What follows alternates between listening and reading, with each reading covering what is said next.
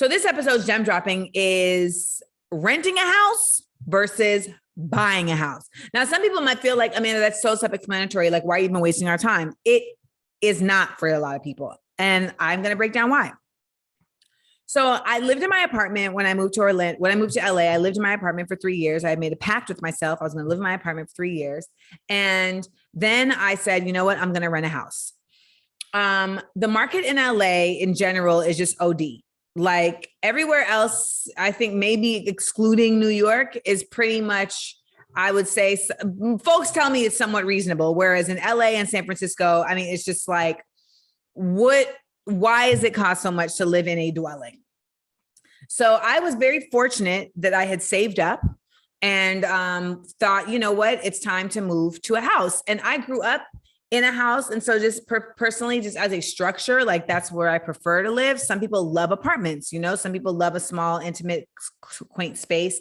Some people love like the amenities that some apartment buildings have where it's like, you know, you have a gym, you have a coffee shop, you have a community center kind of room, you know, a common room, etc. Like I have a friend who lives in Playa Vista, and Playa Vista is basically like a big apartment community. I mean, they do have some homes, but they're basically like townhouses. But within their community, they have like all of these amenities in terms of not just like the things I listed, but like restaurants, Whole Foods, CVS, you know, so they basically never have to leave where they're at. And Playa Vista is also where like YouTube is housed and Facebook. So you can put that together. So I was like, you know what, I'm ready to move and I want to rent a house. And renting a house is kind of dissimilar than buying a house in the sense that like not all realtors are willing to help you find a house to rent because they're not going to get a commission in the way that they would if they sell you a house. I was fortunate because a friend of mine had a friend who's a realtor. And so he referred me and he was willing to help me out. And, you know, I told him, you know, I will come to you when I buy my house. Cause I was like, I'm buying a house in 3 years. I told him that, I stuck to that. And that was my plan.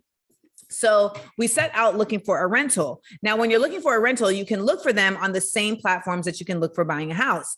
The difference is, of course, that you're going to be renting and, you know, you need to be very specific because when you're renting, it's different than you're buying because when you're buying a home, you're responsible for everything.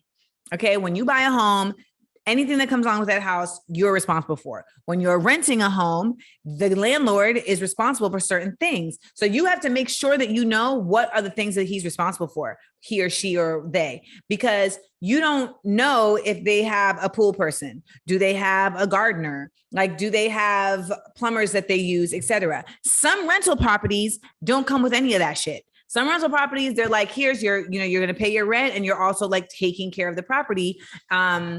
And some rental properties, which is the ones that you should be utilizing, are the ones that have a property manager or they have the landlord that you can call directly and say, hey, this isn't working, or hey, can you get this fixed? You know, et cetera. Like I had a homeboy, notice I said I had a homeboy who had a rental property and he was like, you know, my tenants are always asking me to fix shit, but it's like, no, y'all got to fix it yourself. And I'm like, that's actually not okay. Like plumbing and hardware, shit like that. Like, yeah, that's on you. You know, if their blinds break, that's on them. Now, in owning a house, you are also looking at so many other elements other than just like being the homeowner of this house. You're looking at if you have kids, what is the school district? You know, there's a certain level of permanence that is there that you have to really be conscious of, as well as like things like county taxes, property taxes, city taxes. You know, when you're renting, you can have your address other places. It's a lot harder to do that when you have like a solid residence. Nonetheless, the thing about renting that I did like was that it basically gave me a crash course in what it takes to own a home.